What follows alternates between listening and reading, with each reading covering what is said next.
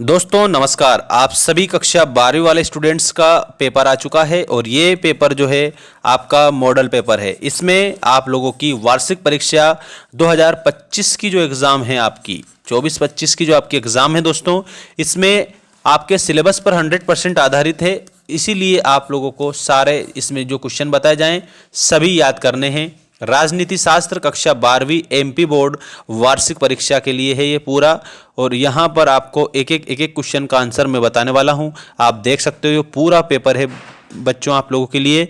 और हमारा app download कर लेना, वहाँ पर कोर्स भी हमने दे दिया है आप लोगों का। ठीक है, पूरे क्वेश्चन डिस्कस करेंगे यहाँ पर। सभी आप पेन लेकर बैठेंगे क्योंकि अब हम स्टार्ट करने वाले हैं, जिसमें आपका ये रहा पहला क्वेश्चन। सभी को लाइक करके जाना है, चैनल को आप सब्सक्राइब करके जरूर जाएंगे। सही विकल्प में आपका पहला प्रश्न देख सकते हो, ये रहा, अमेरिका में आतंकवादी हमला कब हुआ था। यहाँ पर आपको ऑप्शन दिए हैं। पहला ऑप्शन है 9 सितंबर 2000, फिर 9 सितंबर 2001, या फिर 11 सितंबर 2000, या फिर 11 सितंबर 2001। तो इन चारों ऑप्शन में से आपका करेक्ट उत्तर होगा 9 सितंबर 2001। इसका मतलब आपका ऑप्शन नंबर बी वाला जो है ये आपका करेक्ट होगा। ठीक है, ये अमेरिका में आतंकवादी हमला हुआ था कब, तो याद रखना 9 सितंबर 2001 को। ये आपका करेक्ट है। इसके बाद में दूसरा प्रश्न ये रहा, बोल्शेविक क्रांति कहाँ पर हुई थी। बोल्शेविक क्रांति आपके ऑप्शन देख लीजिए पहले। एक तो है फ्रांस, दूसरा ऑप्शन है आपका इंग्लैंड, तीसरा ऑप्शन है आपका रूस, और चौथा ऑप्शन है आपका जापान। तो बोल्शेविक जो क्रांति है ना वो हुई थी रशिया में, अर्थात रूस में। ठीक है, ये आपका करेक्ट आंसर हो जाएगा। इसके बाद में नेक्स्ट क्वेश्चन ये रहा, 18वां दक्षेस सम्मेलन हुआ था। 18वां दक्षेस सम्मेलन प्यारे बच्चों ये हुआ था आप लोगों का नेपाल में। ठीक है, तो Nepal will be correct answer. Option number first ही आपका ये 18वें दक्षेस का कंप्लीट हो जाएगा। अब हम बढ़ रहे हैं नेक्स्ट क्वेश्चन की ओर, और ये रहा आपका नेक्स्ट क्वेश्चन। इसमें आपको बताया है नई आर्थिक नीति में किसे सम्मिलित किया जाता है। आपके ऑप्शन है उदारीकरण, निजीकरण, वैश्वीकरण या उपर्युक्त सभी। तो प्यारे बच्चों उदारीकरण को भी सम्मिलित किया जाता है, निजीकरण को भी सम्मिलित किया जाता है, वैश्वीकरण को भी सम्मिलित किया जाता है। इसका मतलब हमें जब इसका आंसर लिखना होगा तब हम क्या लिखेंगे, ऑल ऑफ दीज, उपर्युक्त सभी हम उत्तर के रूप में लिखेंगे। ठीक है, नेक्स्ट क्वेश्चन देखिएगा, निम्न में से कौन बहुराष्ट्रीय कंपनी नहीं है। सभी स्टूडेंट लाइक जरूर करेंगे। और आपकी सामान्य जानकारी के लिए एक बात बता देता हूं, मेंस एजुकेशन ऐप डाउनलोड कर लेना, ये आपको गूगल प्ले स्टोर पर मिल जाएगा, जिसमें कक्षा 12वीं वाले स्टूडेंट्स के लिए कोर्स उपलब्ध करा रखा है हमने। 95% तक डिस्काउंट दे रखा है, दिवाली का ऑफर अब भी चल रहा है। ठीक है, तो यहाँ पर करेक्ट आंसर के रूप में आपको क्या लिखना है, तो पार्ले जी आपको लिखना है, ये बहुराष्ट्रीय कंपनी नहीं है। ठीक है ना। अब हम बढ़ रहे हैं हमारे इस नेक्स्ट क्वेश्चन की ओर। इसमें आपको दिया है 26 जून 1945 में संयुक्त राष्ट्र चार्टर पर कितने देशों ने हस्ताक्षर किए थे।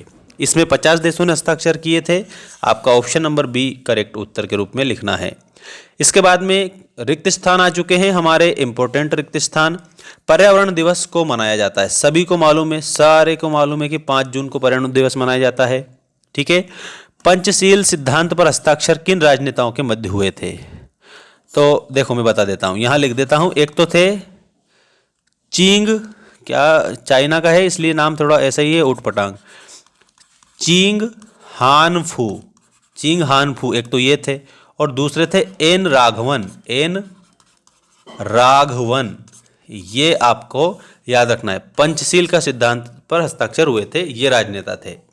देखिए प्रथम विश्व युद्ध के बाद कौन से अंतर्राष्ट्रीय संगठन का जन्म हुआ था। तो जो संयुक्त राष्ट्र संघ था ना उसका जन्म हुआ था। प्रथम विश्व युद्ध के बाद में संयुक्त राष्ट्र संघ का जन्म होता है। तो खाली स्थान में आप लोगों को यहाँ पर मैं बता देता हूँ, संयुक्त राष्ट्र संघ ऐसा लिखना है। अगला प्रश्न देखिए, भारत सुरक्षा परिषद का सदस्य कैसा सदस्य है। तो भारत जो है ना सुरक्षा परिषद का अस्थायी सदस्य है। वर्साई की संधि पर कब हस्ताक्षर हुआ था, तो 1995 में हुआ था। ऊर्जा संरक्षण अधिनियम किस वर्ष पारित हुआ था, तो ये आपका 2001 में। ठीक है, 2001 में। हिरोशिमा और नागासाकी में अणुबम किस सन में गिराया था? तो इसमें 1945, याद रखना, 1945 में गिराया था हिरोशिमा पर परमाणु बम। ठीक है ना। अब हम आपको सही जोड़ी बता रहे हैं, ये रही आपकी सही जोड़ी। ठीक है ना। देखो, सबसे पहले आपको इसमें बताया है आंध्र प्रदेश का गठन तो तेलुगु भाषा के आधार पर किया गया, इसके सामने वाला ही आपका सही हो जाएगा। ठीक है ना। अगला है चरण सिंह, तो चरण सिंह के आगे आप लोगों का उत्तर हो जाएगा किसान नेता। किसान नेता चरण सिंह के आगे आपको किसान नेता बताना है, सही याद रखना। भारत चीन युद्ध हुआ, तो भारत चीन युद्ध हुआ 1962, 1962। ठीक है, 1962 याद रखना आप सभी बढ़िया तरीके से। गोवा भारत का राज्य कब बना? तो इसमें आप लोगों का उत्तर हो जाएगा, उसी के जस्ट सामने दिया है, 1987 में। ठीक है ना। पूर्व प्रधानमंत्री इंदिरा गांधी की हत्या कब हुई थी? तो दोस्तों इसमें आपको लिखना है 1984 में, 1984 में इंदिरा गांधी की हत्या हुई थी। ठीक है, याद रखिएगा, ये आपका करेक्ट। पूर्व प्रधानमंत्री वीपी सिंह, तो इसमें आपको जन मोर्चा लिखना है, इनके आगे क्या लिखना है? जन मोर्चा। ये आप लोगों का करेक्ट उत्तर हो जाएगा। तो ये जोड़ी जो मैंने आपको के लिए बना रखी है ना, आप इसका स्क्रीनशॉट ले लो, बिल्कुल बेस्ट तरीके से आपको स्क्रीनशॉट ले लेना है और कंप्लीट याद रखना। ऐसा नहीं कि ऊट पटांग काम करेंगे, आप याद करेंगे बिल्कुल सही तरीके से। इसके बाद में हम बढ़ते हैं नेक्स्ट क्वेश्चन की ओर। ये रहा क्वेश्चन नंबर 4। रियो पृथ्वी सम्मेलन में कितने देशों के प्रतिनिधियों ने भाग लिया था? तो 100 से अधिक देशों के प्रतिनिधियों ने भाग लिया था। ठीक है, ये आप लोगों को करेक्ट लिखना है। आसियान सदस्य देशों की संख्या है, तो 10 है। आसियान सदस्य देशों की संख्या 10 है, जिसमें इंडोनेशिया आता है, मलेशिया आता है, थाईलैंड आता है, सिंगापुर आता है, फिलीपींस आता है, लाओस आता है, म्यांमार आता है, कंबोडिया आता है और ब्रुनेई आता है, दारुसलाम आता है, ऐसे। ठीक है, तो 10 आसियान सदस्य देश हैं। नेक्स्ट क्वेश्चन है, मैग्ना कार्टा का संबंध किससे है? तो ये एक कानूनी परिपत्र है इंग्लैंड का, याद रखना, मैं लिख देता हूं आपके लिए, कानूनी परिपत्र है। और कहाँ का है? इंग्लैंड का है मैग्ना कार्टा। ठीक है, इंग्लैंड आप उत्तर में याद रखना। इसमें किससे रिलेटेड है? तो जो नागरिक होते हैं ना, उनके मौलिक अधिकारों से रिलेटेड है ये, और ये जारी हुआ था 1215 में। ठीक, अगला देखिएगा, भारत भाग्य वधु से चिर प्रतीक्षित भेंट उद्बोधन किस राजनेता संबंधित है? ये तो नेहरू जी ने कहा था, तो इसमें आपको नेहरू लिखना है। ठीक है, योजना आयोग किस तरह का निकाय है? तो प्यारे बच्चों, योजना आयोग याद रखना, ये पंचवर्षीय योजना तैयार करने के लिए सलाहकार निकाय है। सलाहकार याद रखना, सलाहकार निकाय। ठीक है, सलाहकार निकाय आपका इसमें करेक्ट होगा। इसके बाद में अगला प्रश्न है, सरदार सरोवर परियोजना में कौन से राज्य सम्मिलित है? तो सरदार सरोवर में मध्य प्रदेश भी है, महाराष्ट्र भी है, गुजरात भी है, राजस्थान भी है। देखो, एक तो एमपी एक याद रखना, दूसरा आप लोगों को महाराष्ट्र याद रखना है। ठीक है, महाराष्ट्र याद रखना है। महाराष्ट्र के बाद में गुजरात याद रखना है, गुजरात। ठीक है, ये भी गुजरात भी आता है इसी में। गुजरात के अलावा राजस्थान आता है, महारो राजस्थान, राजस्थान भी आपका इसी में आ जाएगा।